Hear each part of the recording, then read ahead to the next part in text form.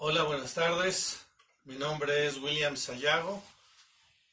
Quiero agradecer antes que nada a este ciclo de encuentros que coordina Claudia Tom, a Cultura de Bahía Blanca, que organiza, a la Asociación Argentina de Investigación y Crítica Teatral que adhiere.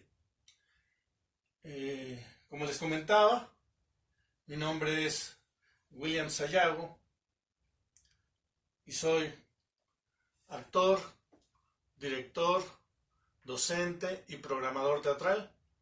A mí me gusta pensarme que soy un animal teatral, un son teatricón, parafraseando a Aristóteles, ¿verdad? Con el son politicón.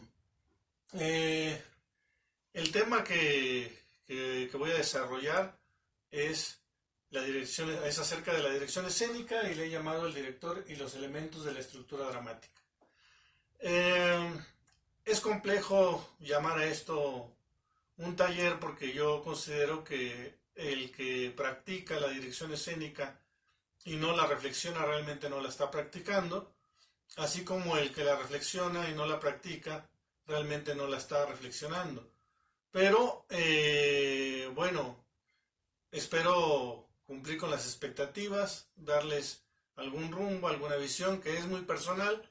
Sabemos que la dirección escénica es un proceso que se construye y que a lo largo del tiempo, yo he empezado a dirigir desde 1995 y en estos años he cambiado de parecer acerca de lo que es la dirección escénica y bueno, finalmente es un proceso, no es la verdad absoluta y solamente es plantearles algo en lo que yo creo en este momento, quizá el día de mañana ya no creeré en eso, ¿verdad?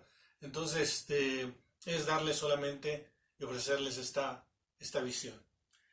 Bueno, cuando yo inicio un taller, me gusta plantearles una pregunta a los talleristas acerca de qué es y qué hace un director de escena.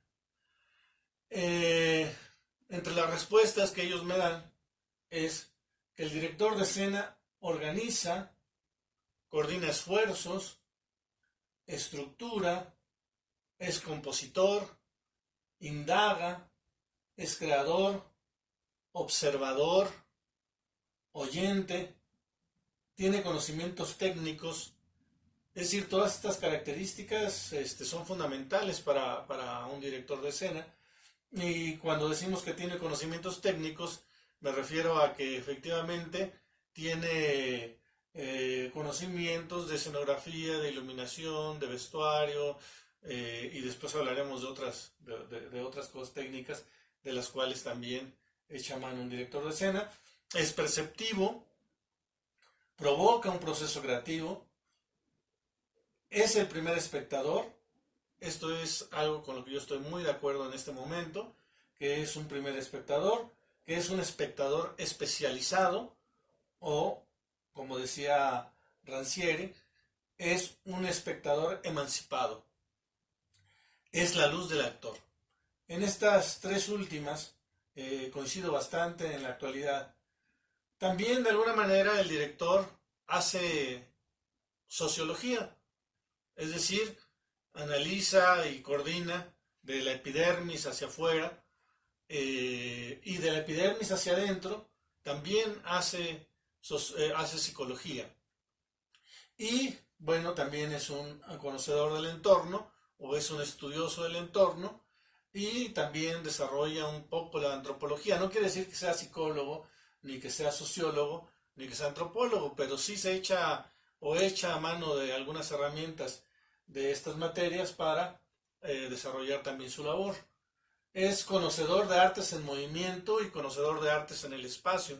Yo creo que un director de escena tiene que conocer, si no a profundidad, por lo menos tiene que conocer o tener algunos referentes básicos de lo que son las artes en movimiento y de lo que son las artes en el espacio, porque eso le da a él la posibilidad de tener parámetros de texturas, de colores, de movimientos, de arquitecturas, de manejo del espacio, de la escultura corpórea, etcétera. Ya hablaremos más a fondo acerca de eso. Ahí les pongo un asterisco en se conoce a sí mismo, eso sí, lo dudo, es algo que me han comentado los compañeros talleristas y dudo mucho esta parte de se conoce a sí mismo. Tiene intuición. Yo creo que la intuición es una manera de conocimiento y efectivamente el director la tiene. Esta intuición a veces es compleja de explicar, pero es como estos conocimientos que se han venido desarrollando a lo largo del tiempo, tiene que ver lógicamente con la percepción y que el director es capaz de dilucidar en algún momento sin tener tanta conciencia de ello, ¿verdad? Establece dinámicas de grupo, trabaja desde lo improbable, bueno, regreso un poco, establece dinámicas de grupo, a mí me llena más en la actualidad trabajar con grupos que tienen una estructura, incluso he sido invitado a trabajar con grupos, no trabajar con mi grupo, sino con grupos que ya se conocen y que ya tienen códigos como muy establecidos y me gusta introducirme, digamos, en ese microcosmos y a partir de eso empezar un proceso creativo. En la actualidad yo trabajo en un grupo desde hace 18 años y también es muy placentero trabajar en grupo, ¿no? No quiere decir que lo otro no lo haga, he hecho trabajos que se hacen por fuera de un grupo, pero este es otro tipo de trabajo, ¿no? A mí me gusta mucho trabajar, el trabajo en grupo me parece fundamental. Trabaja desde lo improbable, desde la incertidumbre, pero camina con coherencia y hace la eficacia. Esto es pues también algo que tenemos que pensar muy bien. Yo creo que el director, y lo creo en la actualidad porque antes no lo creía así, antes yo llegaba con todas las certezas, ya había imaginado un microcosmos, ya había hecho diseños de trazo escénico, ya sabía yo cómo se iba a dar la escena, qué es lo que quería de los actores, cómo quería que sucediera el texto, en qué ritmos, o sea, venía con un diseño ya de la obra premeditado y ahora no creo en eso, ahora creo que el director no sabe del todo qué es lo que va a pasar porque le está dando espacio a todos los demás creadores que influyen en esta estructura dramática para que ellos también creen, para que ellos también aporten, para que ellos también edifiquen la escena. Entonces, me parece que es un tanto trabajar dentro del improbable, trabajar desde la incertidumbre, pero no desde el desconocimiento ni desde la duda, simplemente plantear esta incertidumbre, pero caminar, el director sabe que está caminando con coherencia y que en algún momento va a llegar a la eficacia. Y es un distribuidor de la atención. A mí me gusta pensar que el director de escena es como un guitarrista, como un músico, que controla estas tensiones que existen entre él y el espectador, entre él y la escenografía, el vestuario, la iluminación, entre él y todo lo que confluye alrededor de la estructura dramática y esas tensiones que genera entre todos estos elementos son los que hacen la verdad escénica. A mí me gusta pensar que ahí pongo que la atención es prima hermana de la atención, del tesón y del son. Es como afinar una guitarra y pensar que si la guitarra está demasiado floja, no toca, es incapaz de proporcionarnos un sonido o un sonido agradable. Y si hay demasiada tensión en esta afinada de la guitarra, pues la cuerda se puede romper, ¿verdad? Entonces, en ese sentido, yo creo que el director modula estas tensiones, sabe en qué momento llega el momento catártico, sabe en qué momento distiende más la cuerda, sabe en qué momento tiene que apretar más, sin romper, sin llegar a ser estridente, ¿verdad? Bueno, esta es una de las primeras preguntas que yo les planteo a los talleristas y estas son algunas de las respuestas que, que me dan. Si nosotros estuviéramos en vivo, eh, pues yo les plantearía precisamente esa pregunta y seguramente entre todos construiríamos un nuevo conocimiento. A mí me gusta partir de que todos conocemos algo. No es por eso, insisto, la verdad total lo que les estoy planteando, sino creo profundamente que el conocimiento se construye a partir de lo que todos sabemos, ¿sí? Luego les lanzo una segunda pregunta, un poco tramposa, porque ahí caímos en varias contradicciones acerca de lo que ya he estado hablando. Y les pregunto, bueno, entonces, ¿qué no es y qué no hace un director de escena? Bueno, hay quien dice que el director de escena no hace casting. Estoy de acuerdo un tanto con esta postura, porque a mí me gusta trabajar con gente que ya conozca, que haya desarrollado conmigo un taller o que lleve un proceso conmigo de montajes y que conozca mi forma de trabajo, porque pienso que finalmente es una construcción de lenguajes, de códigos y de formas de creación.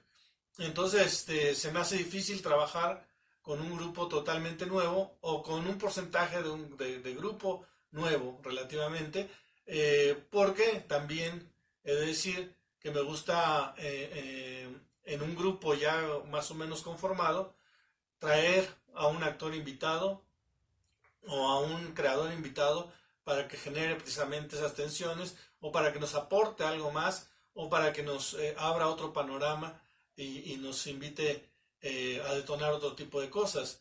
Entonces, sí, efectivamente, a mí no me gusta hacer casting, no quiere decir que no lo haya hecho, pero prefiero no hacerlo y trabajar con gente que ya haya estado conmigo alrededor de los años o alrededor de ciertos talleres para poder hablar el mismo idioma.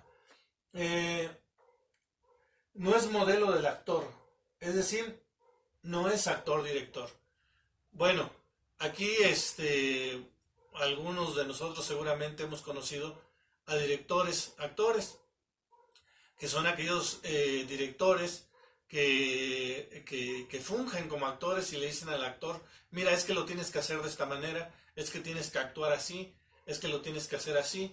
Y entonces el director actúa al actor y el actor reproduce incluso tonos, incluso movimientos que el director le ofrece. Entonces eso para mí no es dirigir, sino bueno, es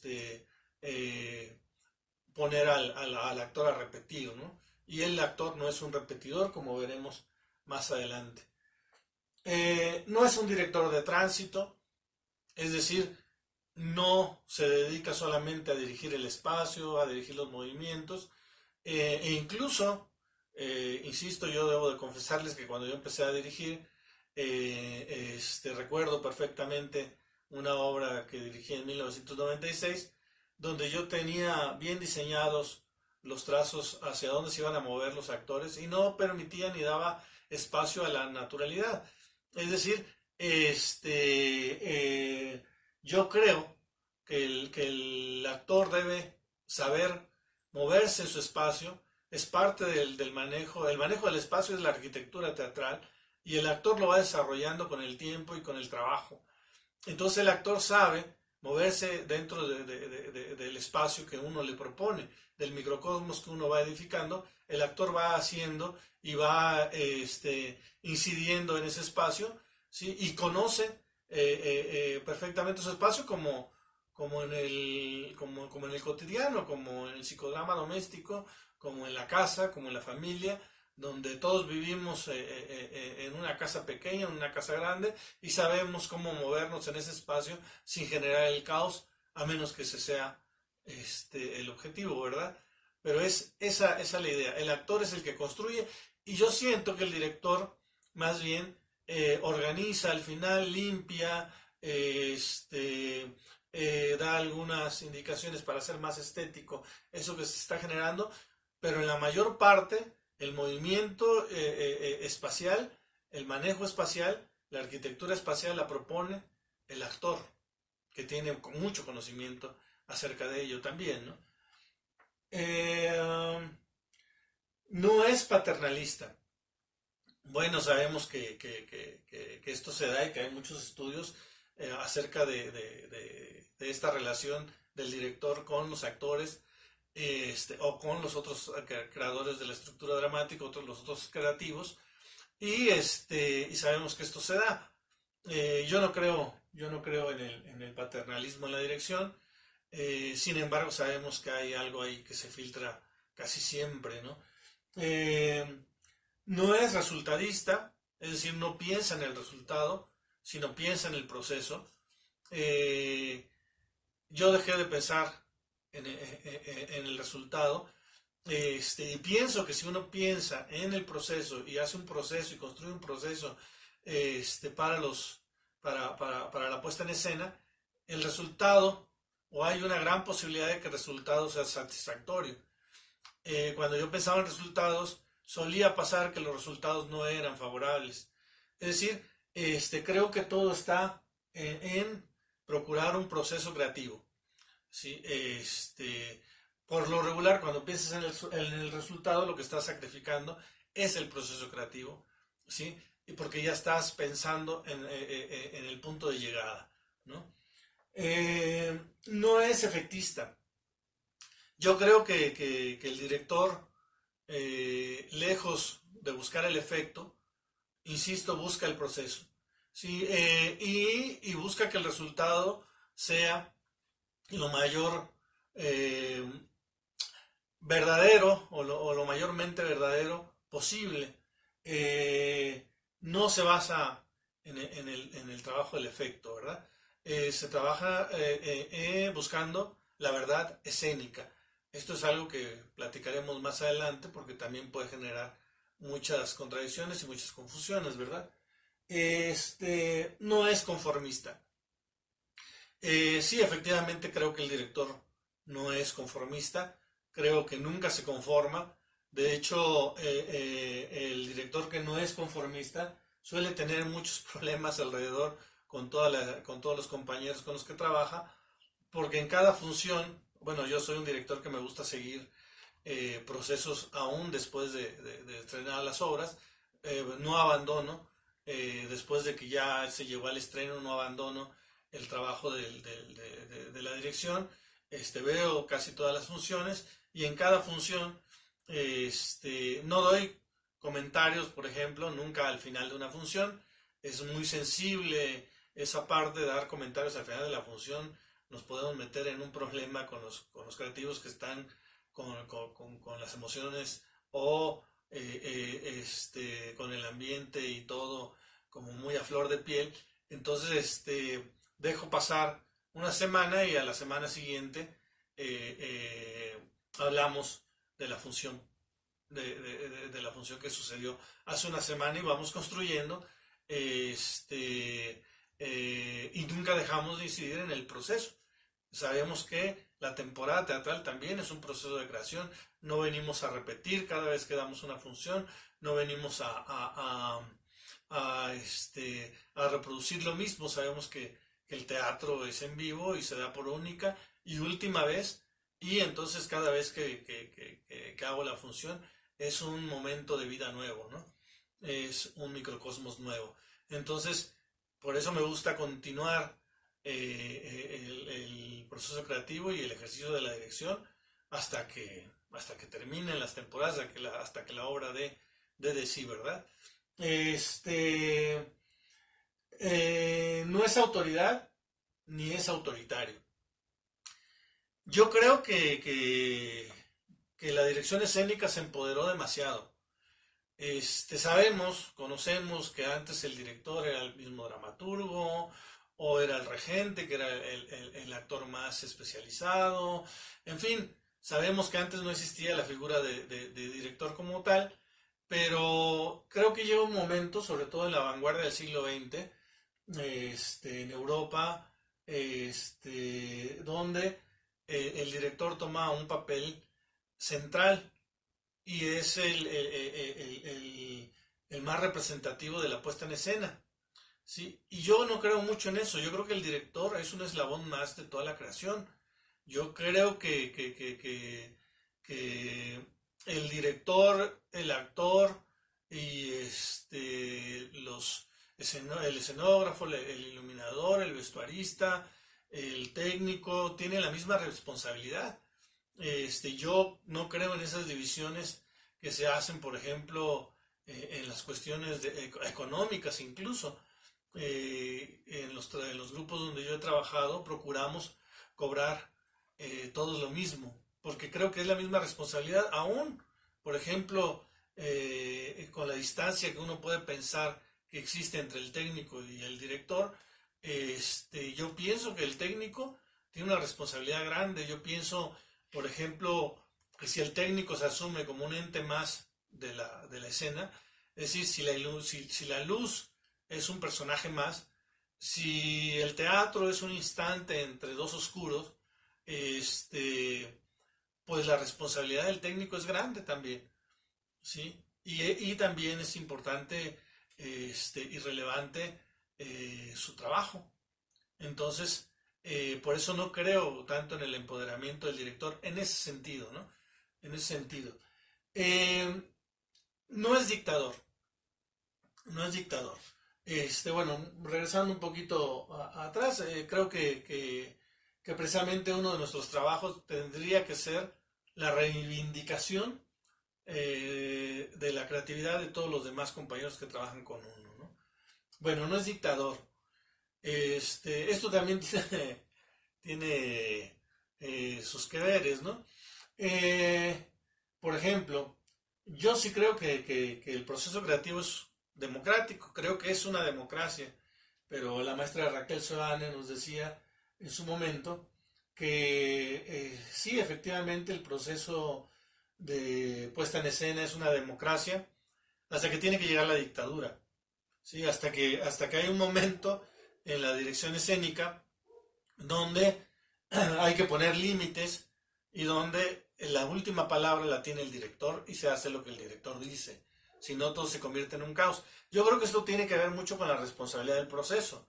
Si tú como director no eres capaz de llevar un proceso de construcción y al final tienes que apresurar o tienes que incidir más en algo, quiere decir que el proceso fue tardío o que el proceso no fue regular, en fin, que no lo planeaste muy bien. Entonces yo sí me sostengo un poco en esto de la democracia, pero sí me he topado definitivamente con con tener que utilizar este tono dictatorial, ¿no? Para terminar o concluir una puesta en escena y para que no se salga del carril, pero digo, no es lo ideal y tendría que ser solamente un recurso por ahí, ¿no? Bueno, eso es en mi concepción, ¿no? Sabemos que hay directores que son dictadores totalmente. No es director maestro, o sea, no se pone en en esta postura de yo te enseño. Eh, yo creo que de alguna manera yo lo he sido y lo sigo siendo porque trabajo, insisto, con compañeros que han tenido talleres conmigo y efectivamente, lo que quiero decir con esto es que partimos del lugar donde todos sabemos algo y donde vamos construyendo a partir de lo que todos sabemos y donde yo te ayudo a encontrar o donde yo detono cosas en ti, pero no en esta postura de yo soy el que más sabe aquí y yo te enseño a ti, ¿no? No es un director mesiánico ni sectario.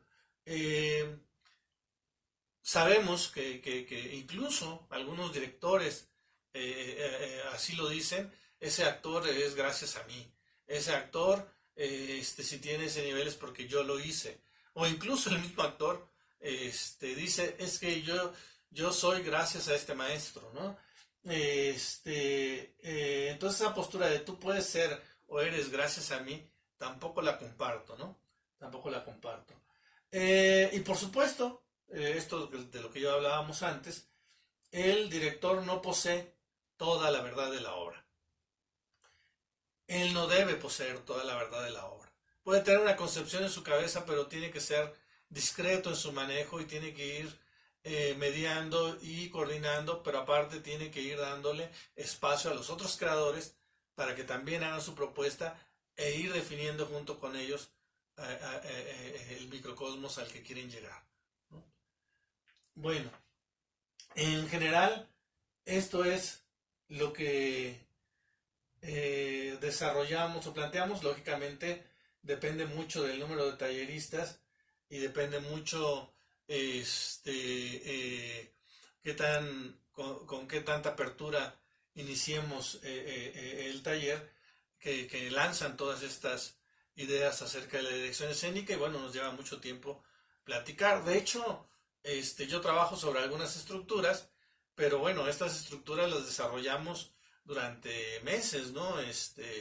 No trataré de resumirlas y explicarlas, y sé que será complejo, pero digamos, es solamente para que nos demos una idea del trabajo que ahora a mí me gusta realizar, ¿no? Dice Héctor Azar en su libro de Funciones Teatrales: la acción del director es eminentemente subjetiva. Él es el primer espectador, el delegado previo del público al espectáculo, la primera reacción crítica al trabajo del actor en la génesis del personaje. Yo comparto mucho esta teoría del maestro, de mi maestro Héctor Azar, y creo profundamente en esa premisa, en esa señal, como él les llama. Y fundamento mucho de mi trabajo en el trabajo con el actor. En el trabajo con el actor, yo creo ser un director de actores, por ejemplo.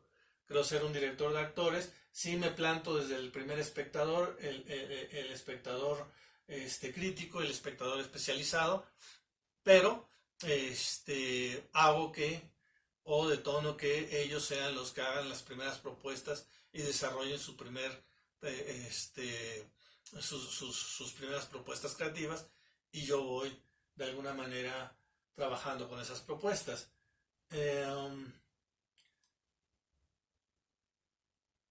Después, creo que es importante la definición del perfil.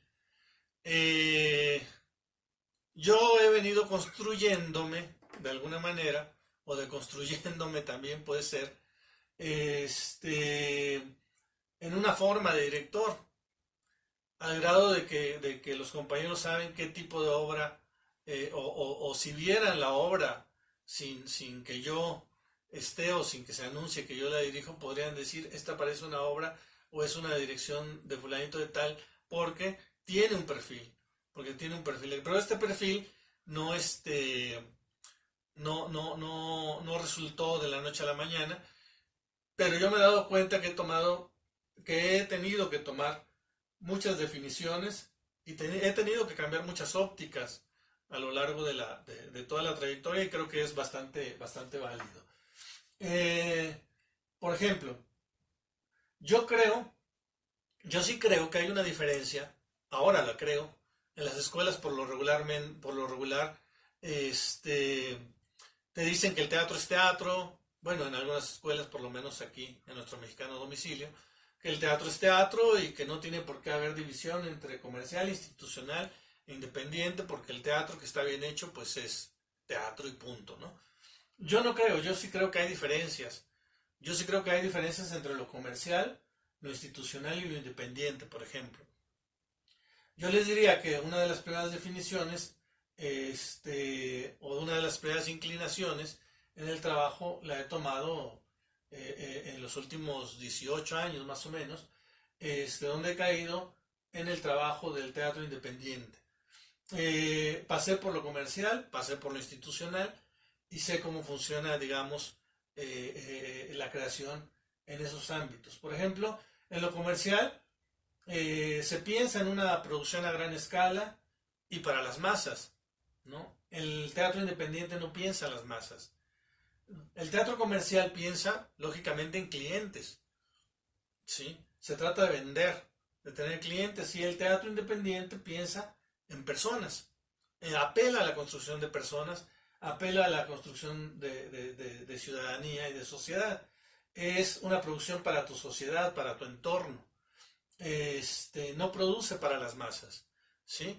Eh, y, por ejemplo, en lo institucional, aquí varía mucho, porque depende mucho de las políticas culturales y del gobierno en turno y de los gestores políticos de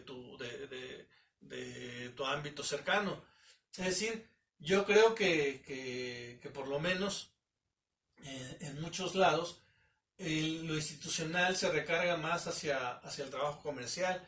Es decir, a veces se llega a pensar que proveer de cultura a la gente es hacer espectáculos masivos. Yo no lo creo así. Eh, yo creo que lo institucional debería estar más cerca de lo independiente, de hacer un teatro necesario para la sociedad a la que el Estado o el gobierno tiene que atender, ¿sí? Y no hacer estas producciones comerciales, esas dejarlas lógicamente para los productores privados, ¿no? Este, Sin embargo, yo creo que lo institucional cada vez está más cerca, lamentablemente, de lo comercial. Eh, si hablamos como el sistema de producción, eh, a mí me gusta pensar que cuando voy a un supermercado, eh, yo veo unos tomates muy gorditos, muy grandes, muy rojos, muy bonitos, este, y veo la forma del tomate y me gusta y la compro, la consumo, pero ese tomate viene nitrogenado.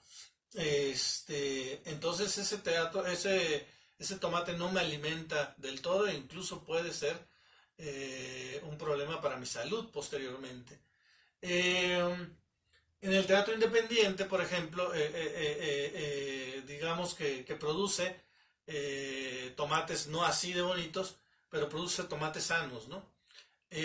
O no produce esas grandes formas, no se preocupa por la forma, no se preocupa por el efecto, sino se preocupa por los contenidos, por, por, por, por la temática, ¿no? Antes que la cuestión efectista. Entonces, a mí me gusta pensar que, que sí hay que tomar una definición en qué ámbito nos sentimos más cómodos trabajando y sobre qué premisas, son premisas totalmente distintas, y debo decir que no quiere decir que no pueda hacer lo otro, ¿no? Yo he hecho, insisto, a lo largo de esta trayectoria, pues he estado en el ámbito de lo comercial, he estado trabajando en lo institucional, y últimamente he decidido asentarme en lo independiente. Aquí el problema es que uno haga, no sé, por ejemplo, televisión, o haga teatro, eh, eh, un teatro banal, pensando que está haciendo un Shakespeare, ¿no? Es ahí donde yo encuentro el problema. No es malo. De hecho, yo he visto trabajos comerciales bastante bien logrados, ¿no? Por ejemplo, yo he encontrado actores en el teatro comercial mucho más profesionales a veces que en el teatro independiente.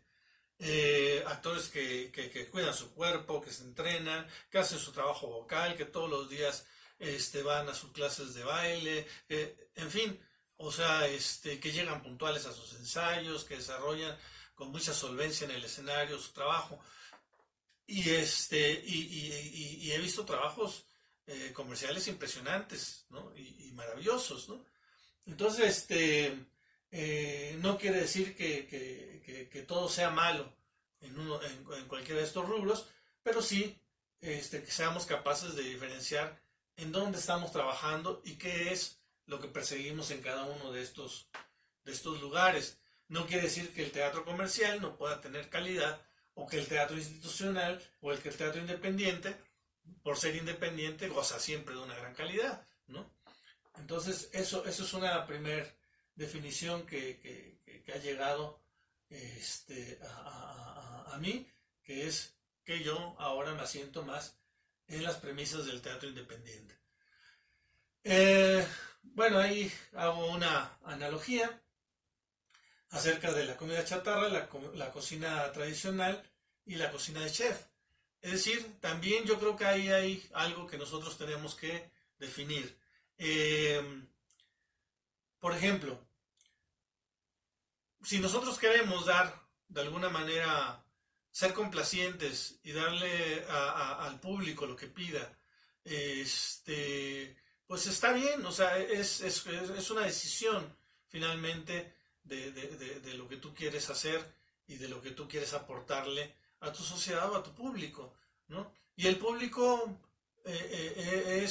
responde muy bien a eso, es decir, es como el actor que se hace chistoso en la escena y como ve que el público se ríe y responde, le vuelves a dar más, ¿no? Y te la pasas jugando y mofando con el público y bueno, nunca llegas a la cuestión de contenidos, es dispersar, es entretener y también es muy válido. Y también es muy válido.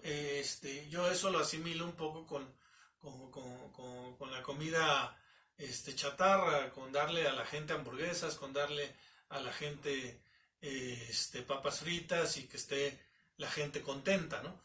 Y entonces así aseguro de alguna manera también un entorno y un público específico. Luego hay algo que me parece muy interesante. La institución, por ejemplo, a la que yo llego hace 18 años, yo siento y creo que hacía un poco de cocina tradicional. Es decir, hacía un teatro que ya todo el mundo conocía, que ya todo el mundo sabía cuál era el tipo de teatro que se hacía en ese lugar y sabía que la gente iba a llegar a ver ese tipo de teatro. Y entonces ya sabíamos cómo se hacía el mole poblano, ya sabíamos cómo se hacía la comida tradicional de ese lugar, ya sabíamos cómo funciona y también es muy rica y también es muy valiosa. Incluso creo que un poco el teatro institucional hace eso, ¿no? Es decir, busca el teatro tradicional o busca apuntalar ese teatro tradicional para el turismo, para, para educar de alguna manera a la población. Pero yo creo que hay otro nivel que puede ser que se base en esta cocina tradicional, pero que vaya un poquito más allá, que es la cocina de chef, ¿no? Que es una cocina que apela a la creatividad y que va un poquito más allá de hacer siempre lo tradicional. Es una cocina muy arriesgada, porque en algún momento dado te puedes equivocar, porque puede no gustar, porque la gente no está acostumbrada a ella. Sin embargo, es el camino que hemos elegido últimamente, es decir, tratar de hacer un teatro que implique mucha más búsqueda y que implique hallazgos y que implique errores, ¿no? Y que sabemos que estamos supeditados a tener errores, ¿verdad? Entonces, yo en esas tres opciones también me he decantado últimamente por la cocina o por esta opción de hacer un teatro un poquito más elaborado, sin llegar a ser un teatro de otra índole. Quiero dejar bien claro que yo trabajo un tanto el teatro convencional. O sea, sigue siendo teatro convencional. Es decir, no me voy a meter con el postdrama, ni con la escena expandida, ni con la narraturgia, ni con todos esos modelos. Sí los puedo utilizar, pero como un recurso, pero no voy a entrar, digamos, en la exploración total de esto como premisa de trabajo. Desde ahí estoy hablándoles y desde ahí estoy partiendo, ¿no? Es decir, la teatralidad es todo lo que digamos que es teatro y las posibilidades son amplias, ¿no? Yo en lo particular creo que yo he decidido trabajar en ese pequeño punto al que llamamos teatro, ¿no? E insisto, es un teatro convencional, que sea un teatro de mucha ruptura y aunque haya cosas espectaculares o cosas apantullantes o que sea un teatro de grandes contenidos, sigue siendo una estructura teatral clásica. Es decir, eh, la teatralidad, por ejemplo, sabemos que hay teatralidad en el rito, sabemos que hay teatralidad, como decía Rubén Ortiz en La Escena Expandida, sabemos que hay teatralidad en mi hijo cuando me dice, papá, me siento mal, no quiero ir a la escuela. Sabemos que hay teatralidad y hay teatralidad en lo ritual, ¿sí? Pero para mí eso no es teatro, ¿no? Esto no quiere decir que no podamos utilizar la teatralidad para otros fines, ¿no? Sí creo que el teatro y la teatralidad sirven para muchas otras cosas. Yo trabajé 6 años en un consejo tutelar de menores infractores y créanme que lo sé. Eh, pero, digamos, de lo que estamos hablando es de este teatro que se hace incluso con una construcción bastante clásica, ¿no? Pero aún así, aún dentro de esa construcción clásica, podemos tener hallazgos que me parecen importantes, ¿no? Es un teatro que cuenta historias, finalmente, es un teatro que se comunica con el otro y que se encuentra en la común unión con su público en ese aspecto, ¿no? En fin, desde ahí es donde le estoy hablando. No quiere decir que el otro no exista, que el otro sea malo, no. Definitivamente hay cosas muy, muy, muy interesantes que yo he visto en esta exploración de estas tendencias, ¿no? Pero, insisto, yo sí creo en la realidad y la ficción, en las tensiones que puede haber entre la realidad y la ficción, y entre la verdad y la falsedad. No confundir realidad con verdad ni ficción con falsedad. La realidad puede ser verdadera o falsa y lo sabemos, lo podemos ver diariamente en nuestro cotidiano, en nuestro entorno cercano, o en la política, o en la familia. Podemos ver que la realidad puede ser verdadera o puede ser falsa, ¿no? Igual la ficción puede ser verdadera y puede ser falsa, ¿sí? A mí me gusta pensar que yo trabajo en el ámbito de la ficción, ¿sí? Pero tengo que generar tensiones entre la realidad y la ficción para encontrar la verdad escénica, ¿sí? De lo que tratamos de alejarnos es de la falsedad, ya sea en la realidad o en la ficción, ¿no? Digamos, esa es la definición. Yo diría que esa sería la definición de mi perfil de creador, ¿no? Para llegar a esta decisión, pues han sido muchos años, ¿no? Y insisto, yo creo que he tocado todos los puntos de los que hemos hablado en este momento, ¿verdad?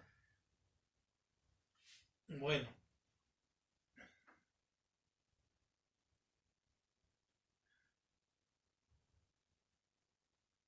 entonces les decía, esta es la estructura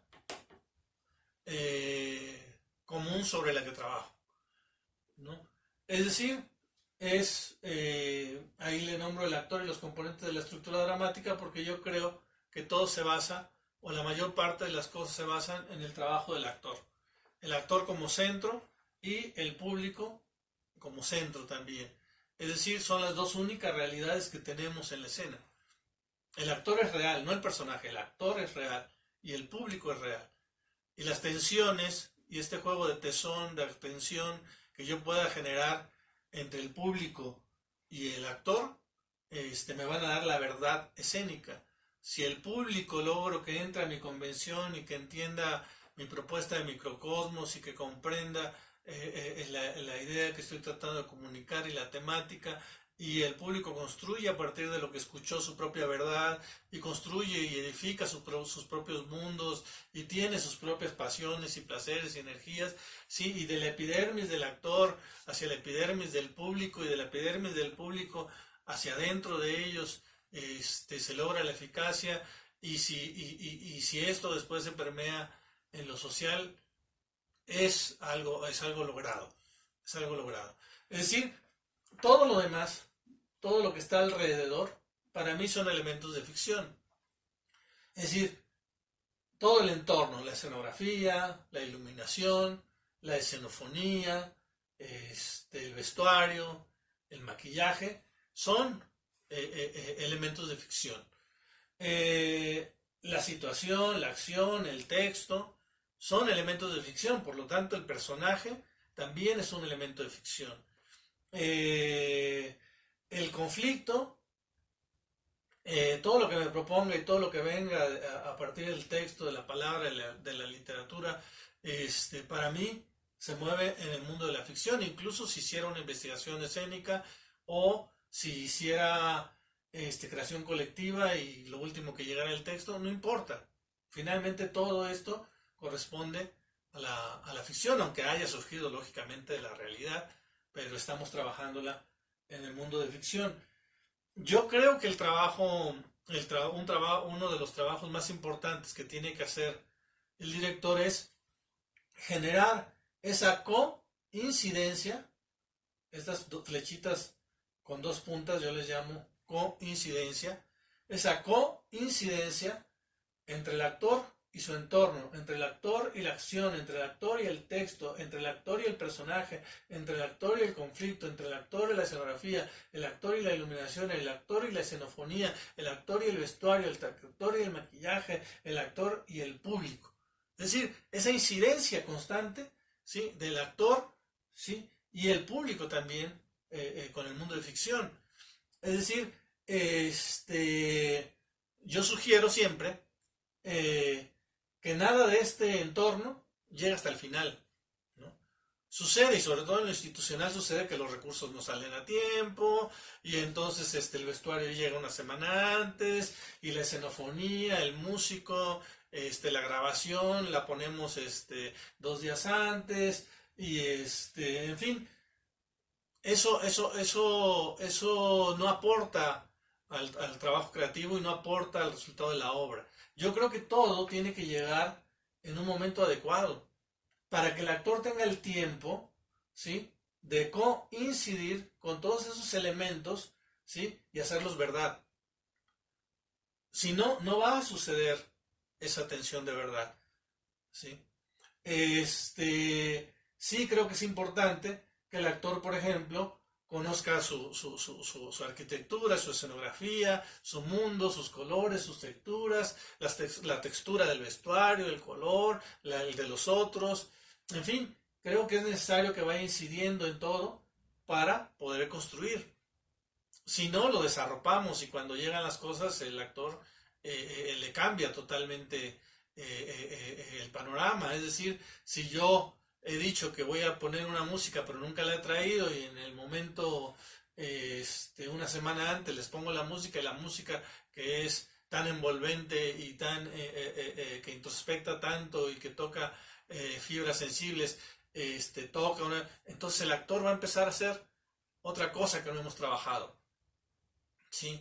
Y va a empezar a detonar otras cosas, y a lo mejor no le da tiempo de amalgamar todo, porque la música lo lleva hacia algún lado donde él no sabía que podía ir, ¿no? Entonces, es parte del proceso. Yo creo que todo tiene que llegar en el momento correcto, ¿sí?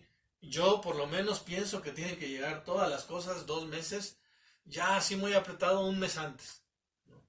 Se tiene que tener todo para tener procesos de ensayos, ¿no? Ya correr y correr y correr, correr la obra y llegar a un nivel óptimo en este proceso de coincidencia, ¿no? Es la relación que tiene, insisto, el actor con todos estos componentes de la estructura dramática, y será la misma relación que más o menos tenga también el director con todos los componentes de la estructura dramática, incluyendo al actor y al público.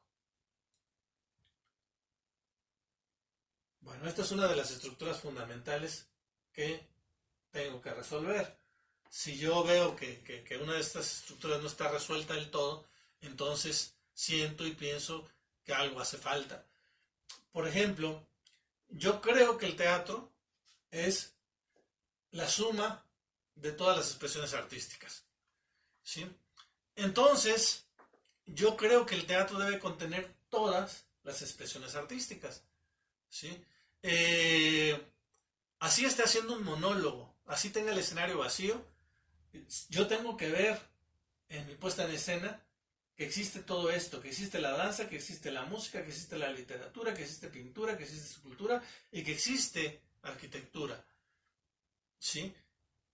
Y entonces dices, bueno, pero si estás haciendo un monólogo con escenario vacío, ¿cómo es posible que exista todo esto? Pues sí, sí es posible que pueda existir todo esto de manera objetiva y de manera subjetiva, ¿no? De manera objetiva, pues sabemos, ya vimos los elementos que podemos tener en la escena, los elementos de esta estructura, pero yo creo que, por ejemplo, si solamente estuviera el actor sobre el escenario, la forma en la que el actor se mueve en el escenario, la forma en la que el actor maneja su cuerpo es la danza. Es una danza.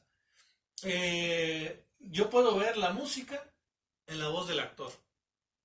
Si el actor, hay que hacerlo consciente de que el actor está haciendo también musicalidad, ya cuando haces una obra con más personajes, pues en este diálogo hay una música también, hay una musicalización. También hay música, lógicamente, en el movimiento corpóreo del actor. No quiere decir que vaya a bailar o que vaya a dar notas musicales, sino que simplemente en su forma de resonar, ¿sí? Yo encuentro o debo de encontrar esa musicalidad en la escena. Por ejemplo, creo que en la palabra y literatura, ¿sí? Si es que hay palabra, pero también la literatura y la dramaturgia se construye a nivel de la forma y a nivel de los movimientos espaciales. O sea, creo que también, por ejemplo, la pintura se puede ver en los colores, en los matices, en la forma de actuar del actor. Hemos visto actores grises, ¿no? Actores rojos, intensos, o actores multicolores, alegres, en fin. La escultura, el manejo corpóreo del actor, hemos visto columnas colapsadas o hemos visto columnas energetizadas en la escena y hemos visto cuerpos vivos que se mueven, también cuerpos muertos, ¿verdad? Que no tienen esta tensión adecuada para tocar, ¿verdad? Y la arquitectura, pues el manejo del espacio. El actor que se sabe manejar en su espacio, que sabe mover, que sabe equilibrar una escena, que sabe descubrirse, que sabe manejar su espacio, su entorno. Eso es arquitectura.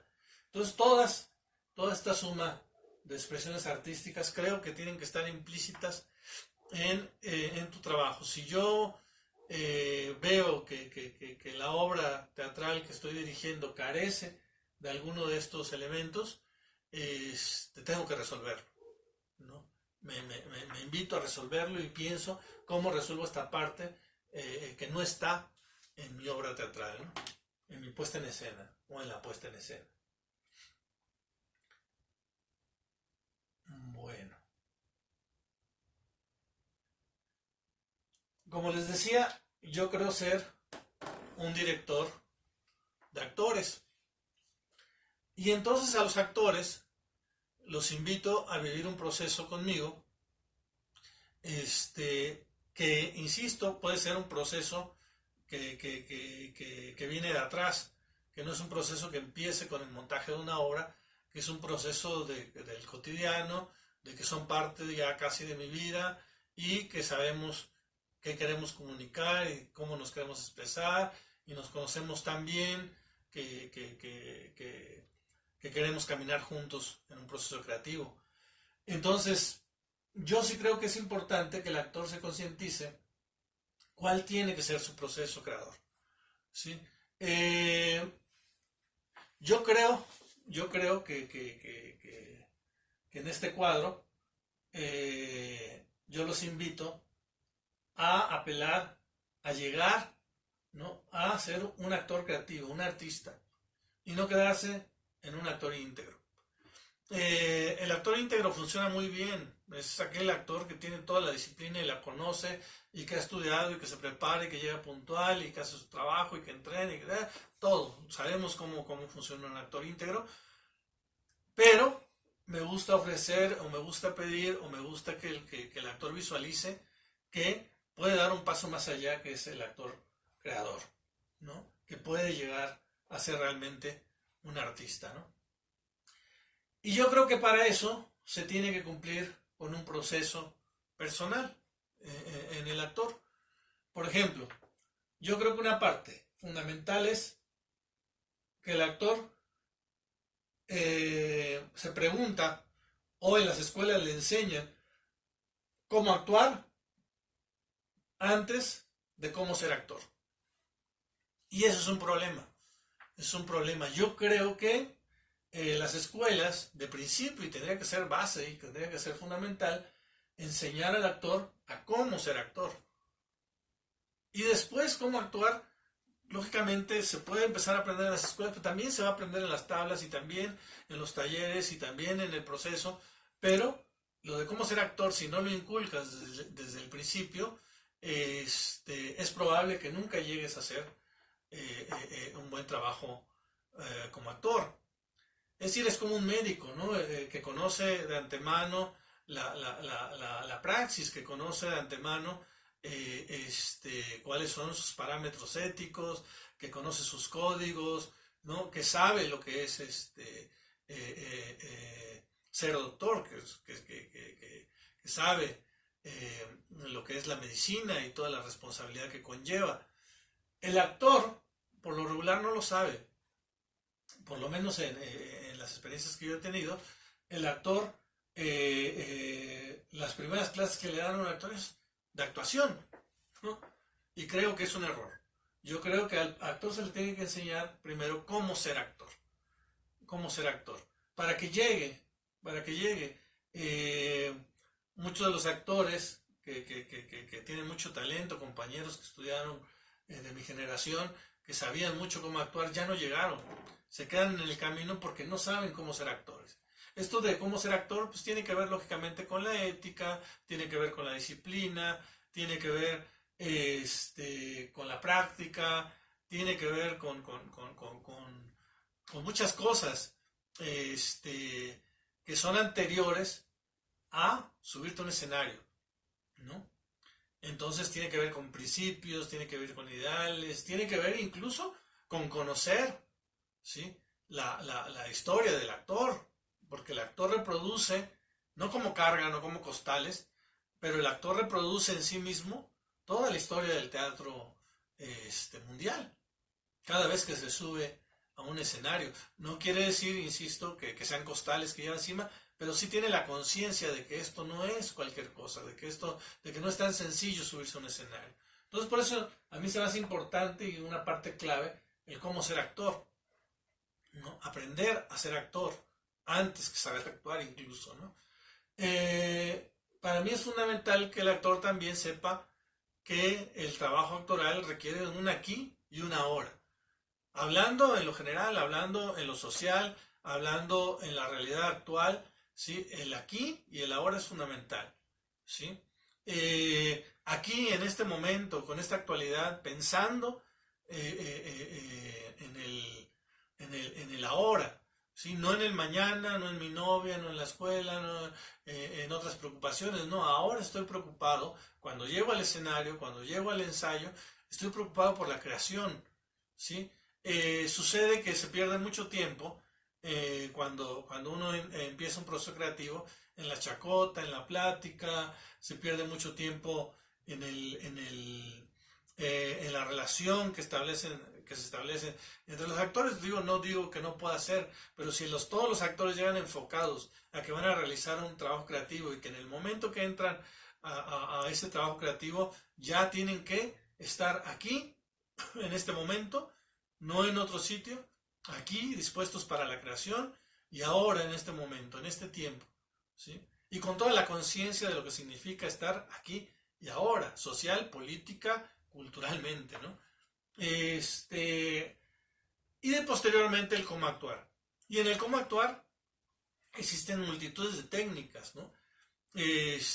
Por ejemplo, cuando yo empecé creía mucho en una técnica del maestro Antonio González Caballero, un director mexicano, una técnica que yo llamaría subjetiva, que invoca, digamos, a esos mundos internos y a esa a esas alegorías del ensueño y esotéricos y todo ese tipo de cosas, ¿no? Y así hice por lo menos un par de montajes, ¿no? Como director también, basándome en ese trabajo del actor. En la actualidad no creo ya mucho en esa técnica subjetiva, creo en una técnica mucho más subjetiva de la que hablaremos posteriormente y que ustedes deben de conocer muy bien porque viene eh, de un análisis que hace el maestro Raúl Serrano acerca la tesis, el libro de la tesis sobre Stanislavski, ¿no? Bueno, ahorita platicaremos un poquito también de ello, ¿no? Eh, entonces, eso a mí, el cómo ser actor, el aquí y el ahora y el cómo actuar, me dan a un actor íntegro, ¿no? Ese actor íntegro ya es fundamental para el trabajo. Con ese actor íntegro ya uno puede trabajar, ya uno puede desarrollar algo. Si yo tengo un actor que llega puntual, que se compromete, que sabe su texto, que trata con respeto, que se conduce con ética, con prácticas sanas y apela a la construcción de la obra y está preocupado constantemente y se informa, perfecto, ¿no? Pero yo los invito a ir un poquito más allá. Este actor íntegro, o sea, no puedo dar el salto, o sea, no puedo empezar de la nada, tengo que tener a este actor íntegro para saltar a lo siguiente. Este actor íntegro, por ejemplo, tiene que tener la mente del actor. Y cuando hablo de la mente del actor, quiero decir que es una mente consciente, que es una mente crítica, que es una mente que analiza su entorno político, su entorno social, y que es capaz de dilucidar lo que pasa en el mundo, que es un tipo enterado, que es un tipo que cuestiona la realidad, que es un tipo que piensa más allá del subsistir o del vivir cotidianamente, sino que piensa y se cuestiona el mundo filosóficamente, insisto, psicológicamente, pero que hay una preocupación por por cuestionarse la vida, por cuestionarse el entorno social, por cuestionarse la comunión, por cuestionarse la política, por cuestionarse, ¿sí? Entonces esa mente del actor es una mente abierta, es una mente preparada, es una mente estudiosa, es una mente que no es floja, que no es una mente relajada, es una mente en constante tensión, no en constante locura, a lo mejor y sí, ¿no? Pero por lo menos es una mente que indaga, que observa. Todas esas características que veíamos también del director, también las tiene, ¿no? Que es un observador constante. Entonces, esa mente del actor.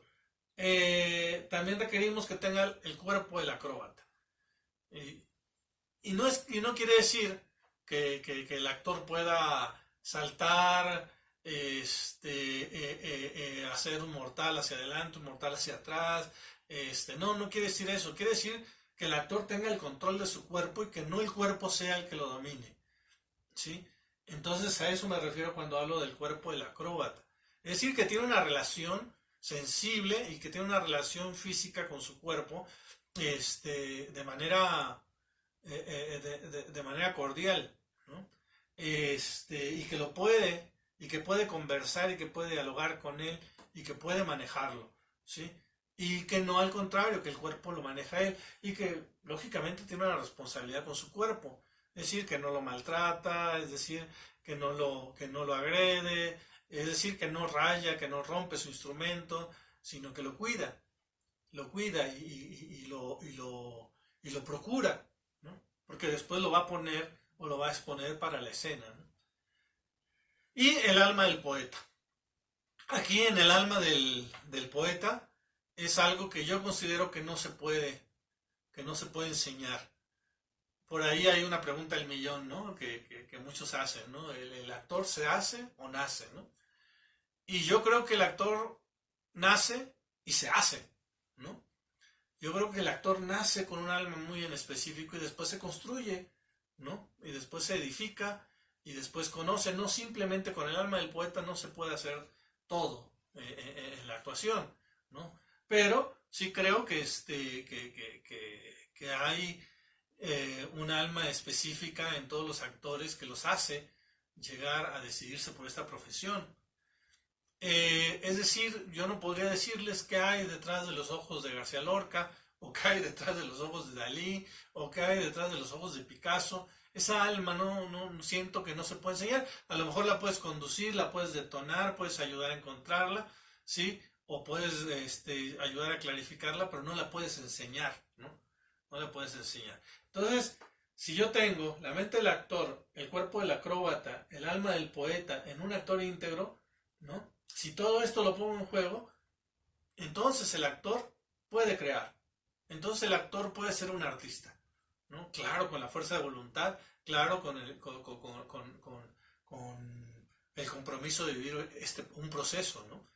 Entonces, esta parte también se me hace importante resolver esta estructura. Si yo veo que esta estructura no está resuelta, si yo veo que el actor se quedó en alguna etapa anterior, pues tengo que trabajar con ese actor o con los actores para llegar a esto, ¿sí? Si veo que nos quedamos aquí, bueno, yo sabré que tendré una obra digna, pero no es la intención. La intención no es tener obras dignas, sino al público hay que ofrecerle obras completas, obras coherentes, obras eficaces, obras redondas, ¿sí?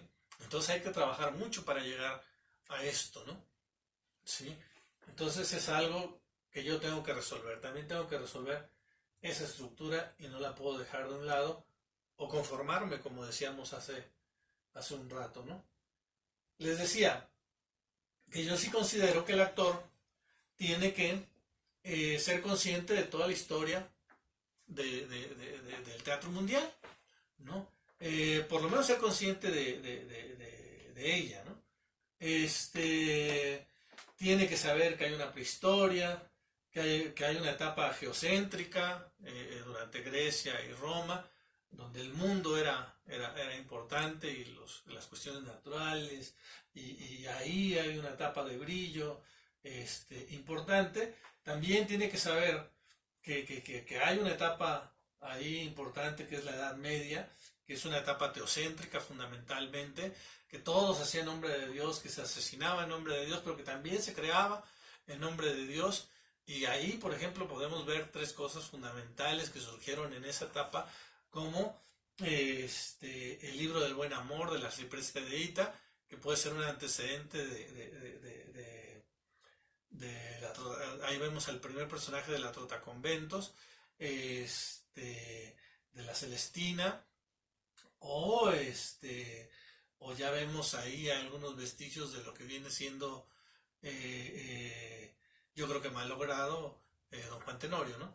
Pero bueno, ahí en donde empieza a haber una tensión, en ese libro empieza a haber una tensión entre los sentimientos humanos y la creencia en Dios, y se pone en tela de juicio. Incluso lo podemos ver en el arte, en las pinturas de los pintores de esa época, en los trabajos de Da Vinci, de Miguel Ángel, en fin, creo que esa tensión que se da entre la etapa teocéntrica y una etapa más antropocéntrica, es decir, una etapa más del humano, del hombre, que se da precisamente su punto más alto en el siglo de oro. Es importante que el actor e incluso el director lo conozca, ¿no? Que sepamos de Miguel de Cervantes, que sepamos de Shakespeare, que sepamos de todo el movimiento del siglo de oro, y que entendamos por lo menos, insisto, estas tres etapas: prehistoria, edad media, edad moderna, que ahí es donde vienen las revoluciones industriales, donde vienen las guerras mundiales, que se vuelve una etapa más sociocéntrica, es una etapa donde el centro es la sociedad, y por eso se detonan muy discutible también, ¿no? Puede ser que el centro empiece a estar en el mercado, ¿no? Pero bueno, en el mercado en tanto social, ¿no? En fin, que el actor tenga por lo menos un panorama de la historia del teatro y que el director también la posea, ¿no? Este, pongo el dibujo de esta manera porque me parece que hay etapas de brillo en la historia y etapas de caos, ¿verdad? Sin embargo, en todas las etapas hubo momentos brillantes y hubo momentos, por eso les platicaba aquí del libro del buen amor, o del menester de juglaría, o del teatro universitario, que surge también curiosamente en esa etapa, porque los curas eran los que antes daban clases, ¿verdad? Y la mofa que hacían los estudiantes, antes de que llegaran a darles clase, pues se empieza a dar lógicamente el teatro universitario, en fin, en todas las etapas hay momentos de brillo, muy específicos, y en todas las etapas hay momentos de caos, pero como balanceando mayormente, sabemos que tenemos dos etapas importantísimas, como la etapa geocéntrica y la etapa antropocéntrica, y ya aquí en la Edad Moderna pues tenemos lo que algunos llamamos eh, este el movimiento de los clásicos contemporáneos o la vanguardia del siglo XX, por ejemplo, ¿no?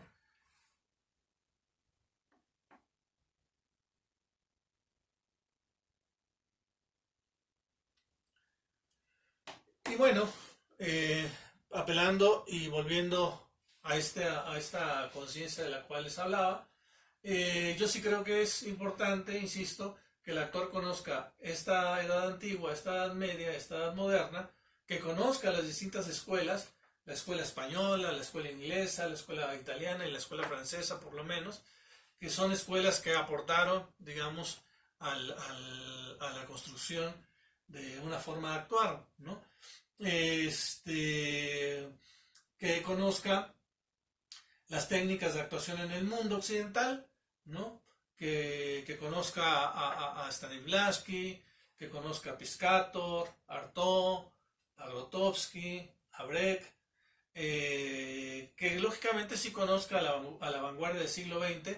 Por ejemplo, yo veo que en la mayor parte de los temarios de las escuelas sí se conoce o se estudia a algunos compañeros de la vanguardia del siglo XX como Eugenio Barba, a Peter Brook, a Peter Stein, a Tadeusz Kantor, a Bob Wilson, a Pina Bausch, ¿sí? Pero se abandona un tanto la pedagogía y la experimentación en Latinoamérica, que a mí se me hace que es otra parte importante, que, sin, que si estudias solamente la vanguardia del siglo XX, te puedes quedar solamente en esa exploración, y aquí hay una exploración en Latinoamérica muy importante que me parece que es una faltante en muchos o en la mayoría de los actores de este país, que desconoce, digamos, el movimiento latinoamericano, ¿no? Es decir, porque no se enseña además, no es gratuito, no se enseña en las escuelas. Esta pedagogía y experimentación en Latinoamérica con Leonidas Barletta, que conozca a Augusto Boal, que conozca a Enrique Buenaventura y Santiago García, a Atahualpa del Chopo en Uruguay, y bueno, ya después ir cayendo como a las localidades, las técnicas de actuación en cada uno de los países, los trabajos de los directores en cada uno de los países. Entonces, si uno conoce esto, no como carga, sino como que sepa uno que tiene una historia, una responsabilidad detrás, ¿no? Que uno es parte de esa historia. Por ejemplo, muchos de estos que yo menciono al final, como González Caballero, como Azar, como Tavira, como fueron maestros, ¿sí? Ya, digamos, soy parte de esta historia y cómo me involucro y en qué lugar estoy situado dentro de esa historia. ¿Sí? Para que no crea que estoy descubriendo el hilo negro, pero tampoco para que crea que todo comenzó conmigo, ¿sí?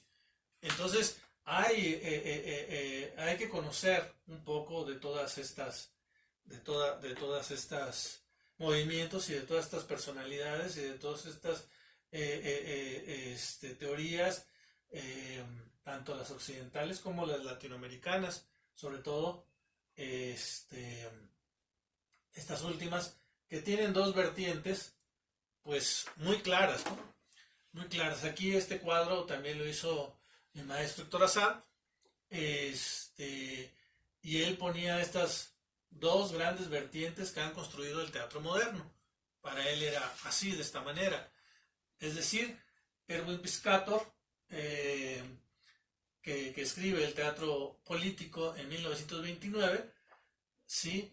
Que nos da una teoría acerca del teatro como documento, como arma de lucha ideológica, eh, el teatro como del arte a la política para la liberación, y hace o experimenta una revolución social.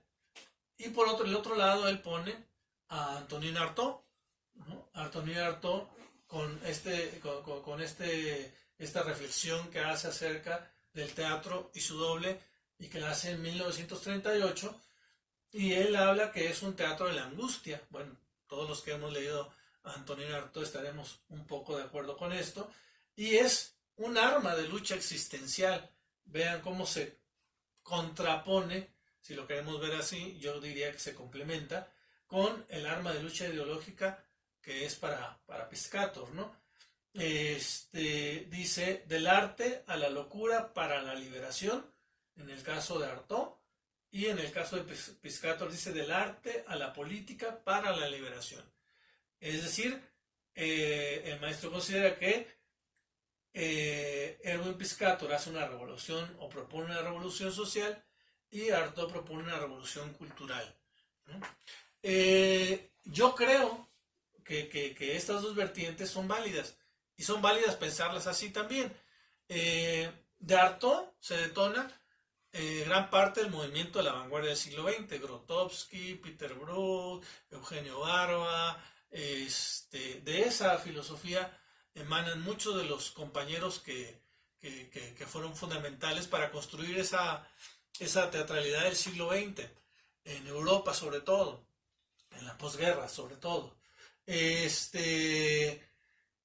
Pero yo creo que las teorías de Piscator, de Brecht, lógicamente de Romain Rolland, que sabemos que entran, ustedes lo saben mucho mejor que yo, que entra por el Río de la Plata con el Teatro del Pueblo de Leónidas Barletta, y de ahí se genera la otra vertiente, y de ahí viene el teatro independiente, y de ahí viene las teorías de Boal, las teorías de Buenaventura, de Santiago García, del Rajatabla, del Galpón de Uruguay, de Contigo América en México, en fin. Creo que si en las escuelas estuviéramos conscientes de generar conocimiento en estas dos vertientes y de explorar las distintas teorías, y no solamente las teorías de un sector, tendríamos como una concepción más completa.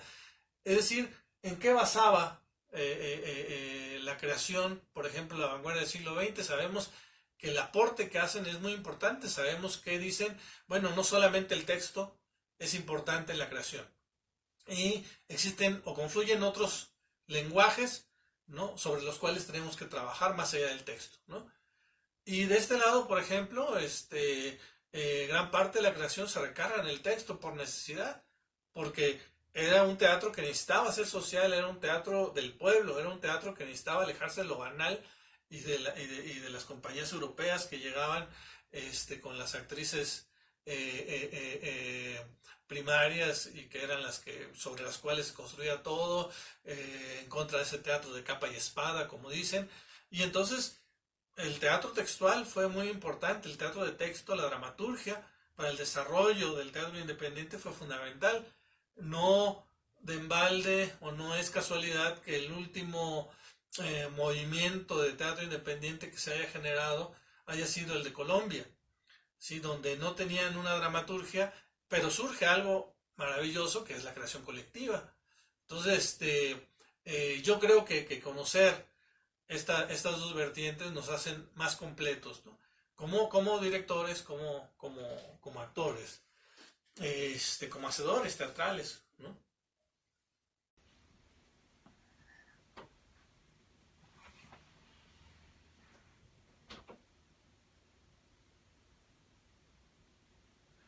Bueno, les decía, esta parte del ordenamiento lógico de la acción lo extraigo del maestro Raúl Serrano, del análisis que hace de su tesis sobre Stanislavski, sobre el método de las acciones físicas.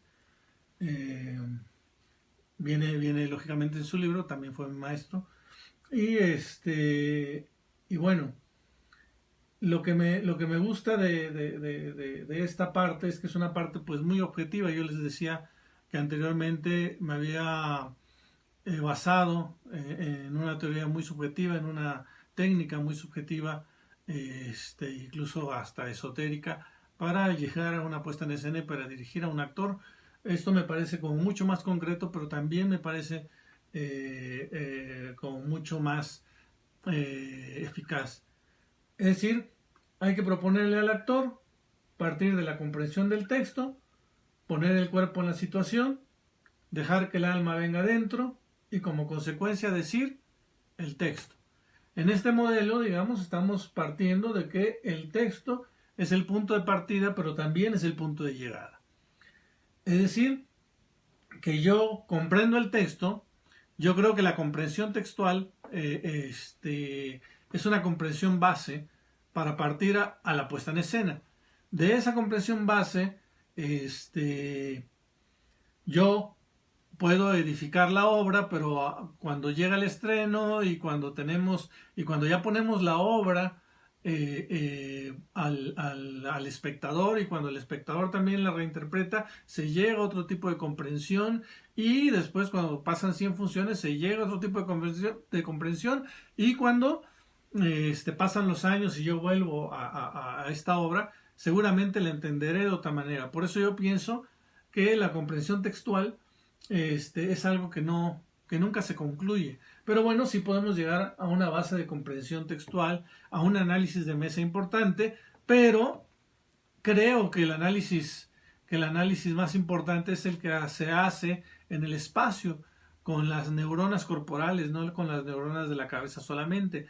Yo sé que no existen las neuronas corporales, pero es una forma como de comprender este otro análisis que se hace ya en el escenario y que a veces dista mucho del análisis que yo hice en la mesa, en el estudio de mesa. De hecho, yo salto pronto del análisis de mesa al análisis espacial, porque creo que el análisis de mesa a veces son, sí, cadenas y costales que nos van atando a una concepción, a una preconcepción del trabajo, y cuando llego al análisis a la reflexión en la escena, la cosa cambia y la cosa varía y se distancia un tanto del análisis de mesa. O sea que hay una comprensión como muy base, como muy básica, ¿sí? Para ir a la exploración en la acción.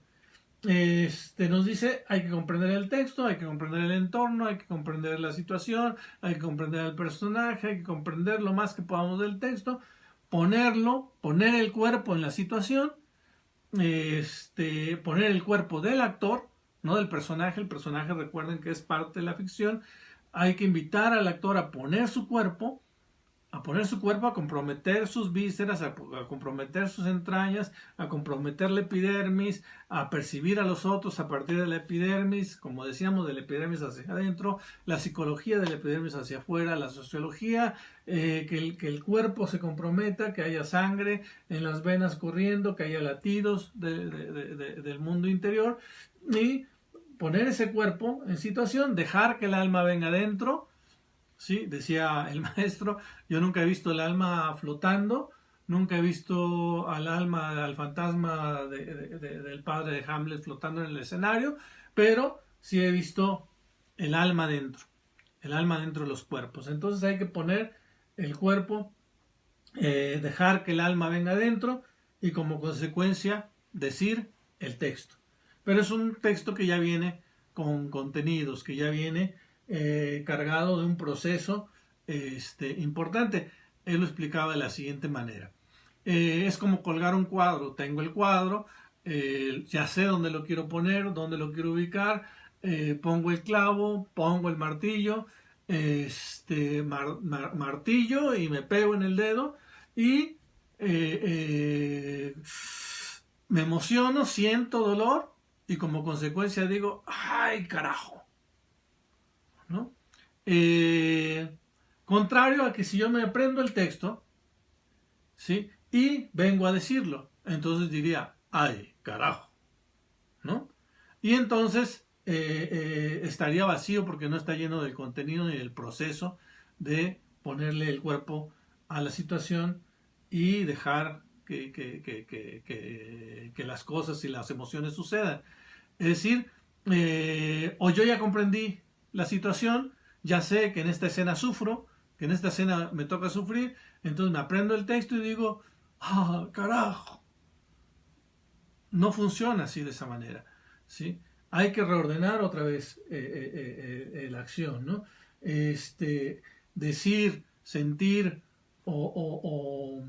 y después poner el cuerpo no es coherente, digamos, ¿no? Entonces, hay que comprometer el cuerpo a lo que he comprendido, dejar que el alma venga adentro y como consecuencia decir, ¡ah, carajo! ¿No? Entonces, ese es el ordenamiento lógico de la acción. Eh, en fin, este es un proceso que yo le propongo y que les invito a vivir a los actores. Es algo que suena muy sencillo, ¿no? Pero que no es tan sencillo porque el actor o muchos de los actores está educado a ser decidores, es decir, aprenden un texto y vienen a decirlo, o en ser sentidores, ¿no?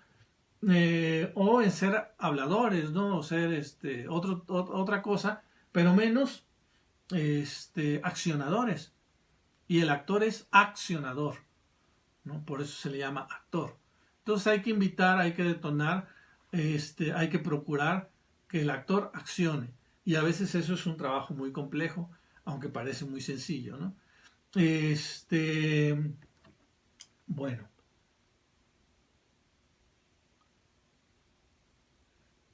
esta es una estructura un tanto convencional que parte del texto. Pero ¿qué pasa, por ejemplo, en otra modalidad como la creación colectiva? En la creación colectiva, por ejemplo, bueno, tuve la fortuna también de tener de maestro a Raúl Serrano, a Santiago García, perdón, y y conocer el proceso de creación de un grupo como Contigo América.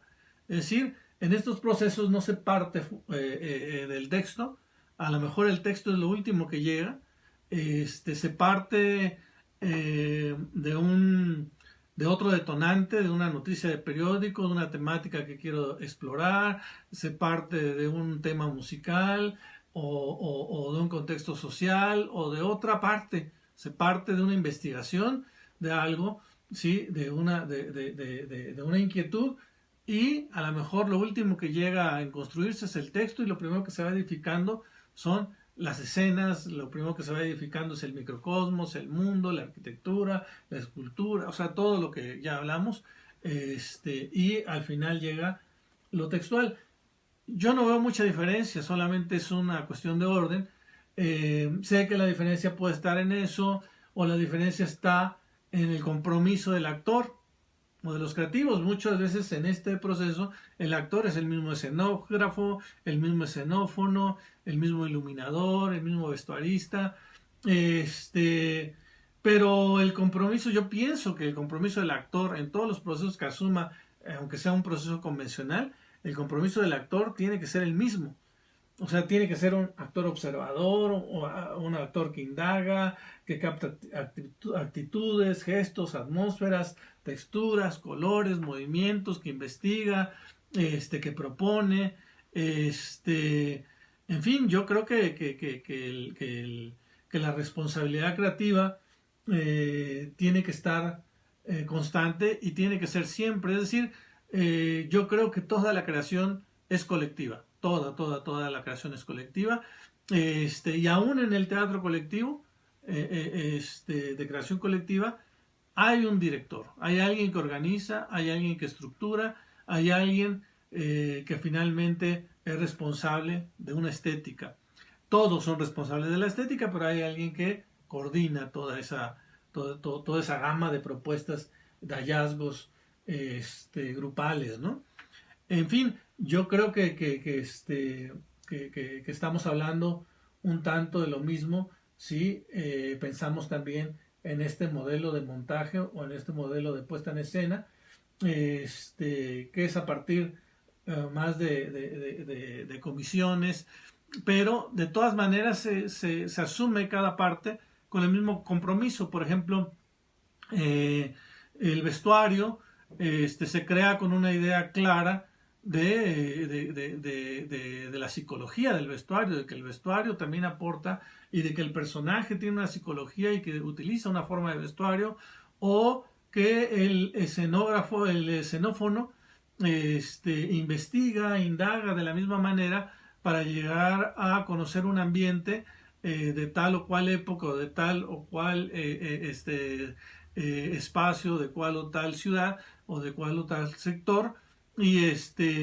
y es capaz de reproducir la sonoridad de esa época. En fin, o sea, es un trabajo complejo de todas maneras, y es un trabajo eh, donde cada uno de los participantes en la estructura dramática asume su responsabilidad como creador, y yo creo que esa es una parte fundamental de la dirección: hacer que los demás asuman su responsabilidad y que reivindiquen su carácter creador, ¿no?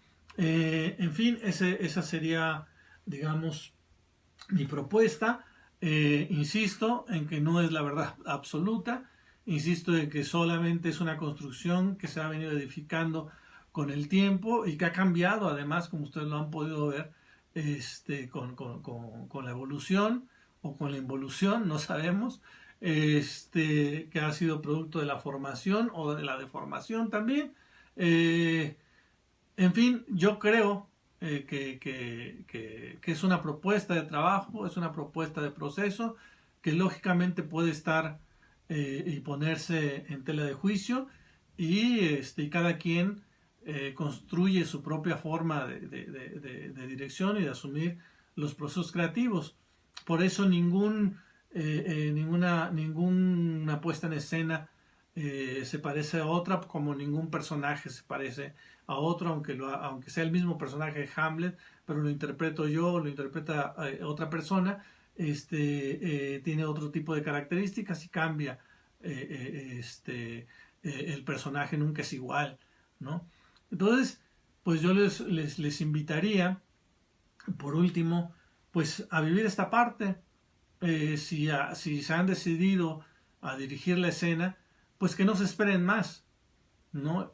Finalmente, la dirección es un proceso de vida, es una construcción de vida, y entre más pronto empecemos, más desarrollo vamos a tener. ¿Cuándo? Si no ahora. ¿Dónde? Si no aquí. ¿Dónde? Si no allí, ¿no? ¿Y quiénes? Si no nosotros. Entonces, pues esta ha sido, pues, mi charla acerca de la dirección escénica. Insisto que es de alguna manera es limitada, falta la otra parte, falta la reflexión en la práctica. Ojalá y algún día tengamos la fortuna de vernos en presencia y no de manera virtual. Insisto que es necesaria la reflexión que se hace en la práctica, como también es necesaria la práctica para la reflexión, para todo esto que estamos haciendo. Esto yo lo desarrollo en mucho tiempo con los compañeros con los que trabajo, y bueno, ahora lo he resumido en 1 hora 40 minutos más o menos. este pero bueno, espero que cumpla con las expectativas, que sea importante, para que ustedes empiecen a indagar, para que ustedes, insisto, empiecen a encontrar eh, sus acuerdos con esto o sus desacuerdos con estos y empiecen a construir su propia idea de la dirección escénica, que finalmente es lo que hacemos todos, encontrar nuestras propias definiciones, encontrar nuestra definición, ¿sí? Nuestro perfil de creación y soportarlo con coherencia y eficacia hasta que vengan las nuevas ideas, ¿no? Hasta que se construyan las nuevas ideas. Pues no me queda nada más que agradecerles por su atención, volver a agradecer a Claudia, a Claudia Tour, por invitarme. Y bueno, les dejo mis datos por si quieren seguir reflexionando sobre este tema o sobre otros temas acerca del teatro.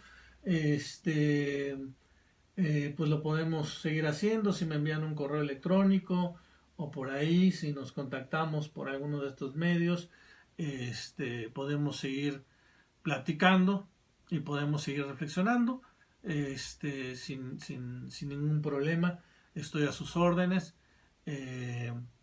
y ojalá y pronto coincidamos en el camino. Muchas gracias.